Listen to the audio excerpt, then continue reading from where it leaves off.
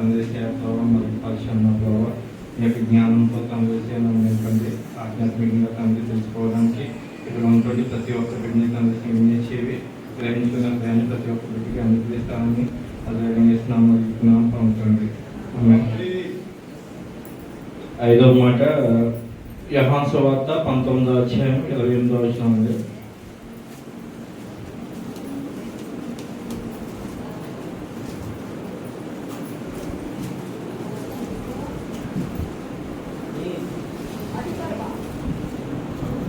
అటు తరువాత సమస్తమును అప్పటికి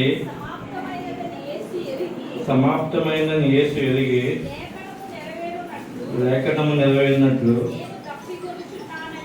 నేను తప్పికొంచున్నాను.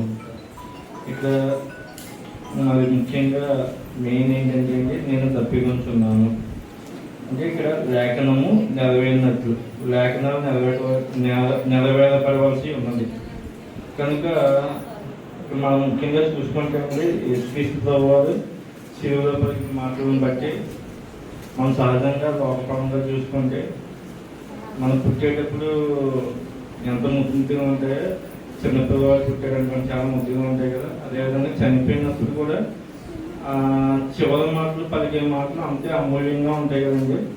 ఒకవేళ ఇన్కేసు ఎవరన్నా మంచం మీద చనిపోయే స్థితిలో ఉన్నారనుకోండి, చివరికి ఏదైనా మాట్లాడాలి అనేసి అనుకుంటున్నాను అనుకో, అవి అంటే డబ్బుల పరంగా కావచ్చు వేరే రకంగా అనుకోవచ్చు, కానీ ఏం చెప్తారా ఏం దాచిపెట్టింది అనేసి మనం అందరూ అనుకుంటూ ఉంటాం కదా యాక్చువల్గా.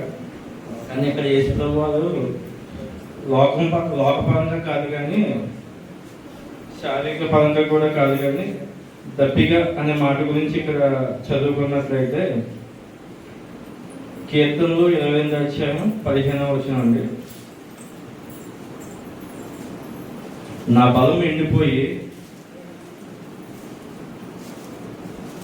చిల్లపింకి వలె నా నాలుక చిల్లపింకి వలెను నా నాలుక నా దవడను అంటుకొని ఉన్నది. అదేవిధంగా కీర్తనలు 69, 21 వచనం చదువుకుంటే అండి, వారు చేదును నాకు ఆహారంగా పెట్టి నాకు దప్పి అయినప్పుడు చిలకను రాగనిచ్చేది. ఈ యొక్క ఇంటి యొక్క ప్రవచనాలు కూడా నెరవేర్చబడాలండి. అందుని బట్టి యేసుక్రీస్తు వారు మెయిన్ దప్పిక అంటే ఏంటంటే అండి అది ట్రస్టీ, ఇంగ్లీష్లో ఏంటంటే ట్రస్టీ అనమాట. యాక్చువల్గా ఏంటంటే ఇక్కడ యేసుక్రీస్తు వారు ఈ సర్వలోకాన్ని సృష్టించిన సృష్టికర్త ఆయన తప్పుకోవడం ఏంటి అసలు కాదు కదండి. అంటే శారీరకమైన తప్పు గురించి ఈయన మాట్లాడలేదు అక్కడ, అంటే ఆత్మీయపరమైన తప్పు గురించి ఇక్కడ మాట్లాడుతున్నట్టు మనం అర్థం చేసుకోవాలన్నమాట. అంటే యాక్చువల్గా యేసుక్రీస్తు వారే అన్నారు కదండి, తప్పికున్న వాళ్ళ నా యొద్దకు రండి నేను జీవజలాన్ని ఇస్తాను. ఆయన అంటే మామూలుగా జలాన్ని ఇస్తాను అన్నది కానీ జీవజలం, జీవం అంటే దాంట్లో ప్రాణం ఉన్నట్టే కదండి, జీవజలాన్ని ఇస్తాను. అదేవిధంగా బండ నుండి నీళ్ళని ఇచ్చిన దేవుడు ఆయన తప్పికొండ ఏంటి కాదు కదండి, శారీరకమైన తప్పిక కాదు, అది ఆత్మీయపరమైన తప్పిక. మన యోహాను 4వ అధ్యాయం 6వ వచనం చదువుకుంటే అండి, అక్కడ సమయస్థితి గురించి మాట్లాడుకున్నాం.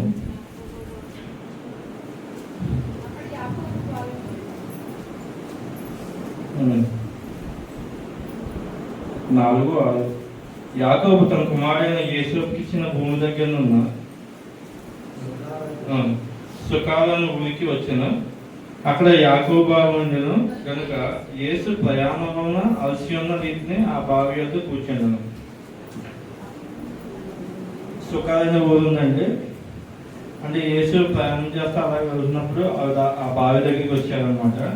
అక్కడ ఏంటంటే సమస్య అనే ఒక ఆవిడ ఆ యొక్క బావి దగ్గరికి వచ్చి నీళ్లు తీసుకోవడానికి వెళ్తా ఉందన్నమాట.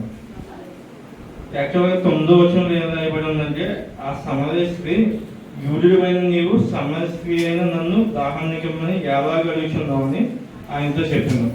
ఎలా అనగా యూదులు సమరయులతో సాంగత్యం చేయరు. అక్కడ ఏంటంటే యూదులు సమరయులతో మాట్లాడుకోవాలన్నమాట. అని చెప్తుంది అనమాట ఆ సమస్యకి. నెక్స్ట్ 10వ వచనం ఏంటంటే, అందుకు యేసు, నీవు దేవుని వలన నాకు దాహం నిమ్మని నిన్ను అడుగుచున్నవాడు ఎవడో అది ఎదిగి ఉంటే నీవు ఆయన అడుగుదు. చెప్పేది నేనే అనేసి యేసుప్రభు అని చెప్తున్నాను అనమాట. అంటే యేసుప్రభు మాట్లాడినట్టు ఆవిడ తెలుసుకోలేకపోతుంది అక్కడ. అయితే అక్కడ 11వ వచనం చదువుకుంటే, ఆయన నీకు జీవజలం ఇచ్చినని ఆమెతో చెప్పాను.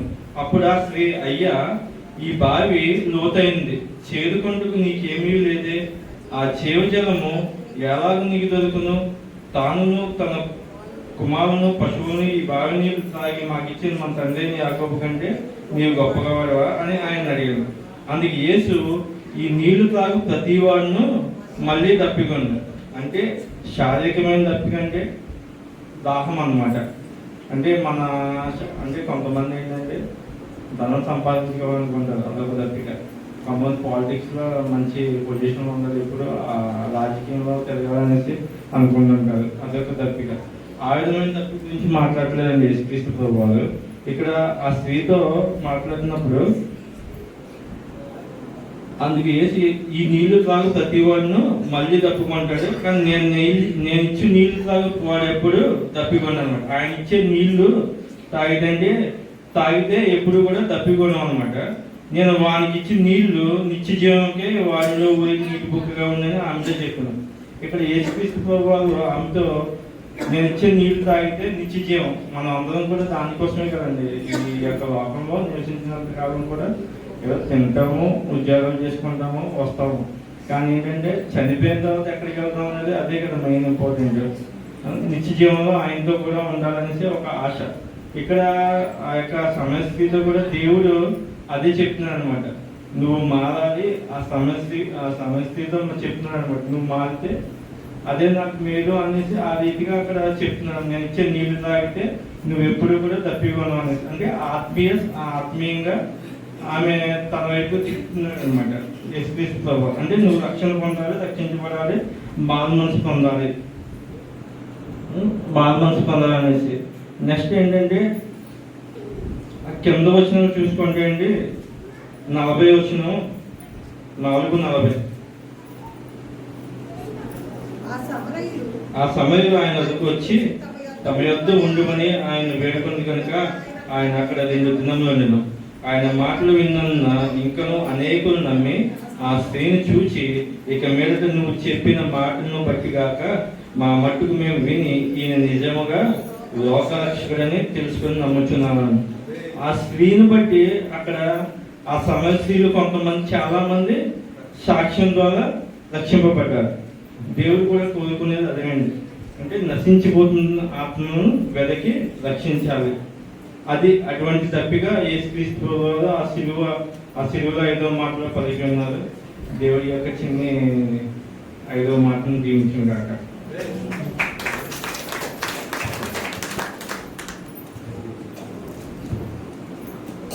ఏదో సింపుల్ అండ్ బెస్ట్ లాగా క్లుప్తంగా చెప్పినప్పటికీ చాలా అద్భుతంగా చెప్పారు. వారికి ప్రత్యేక వందనాలు. మన అందరికీ దాహం తీర్చే ఆయన ఏమయ్యాడు? దప్పికొన్నాడు.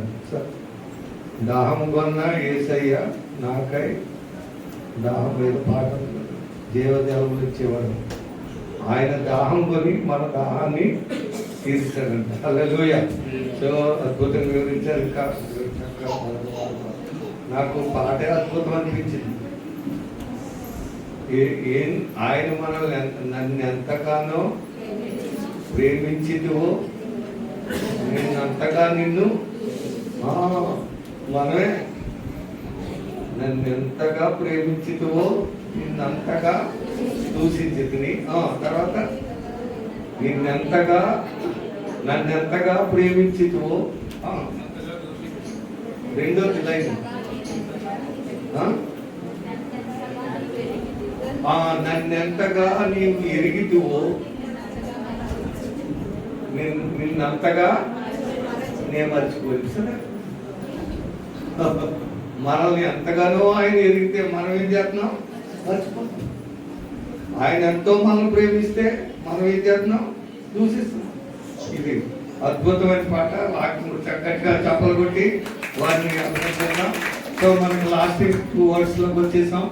మరి యశ్వరరావు గారు మనకు అనుకో ప్రయాసపట్టు పొద్దున్న నుంచి తిరగటం రావటమే చూస్తున్నాను. ఇప్పుడు ఇళ్ళకు రూమ్లోకి వెళ్ళారు, జ్యూస్లు ఏర్పాటు చేస్తున్నారు.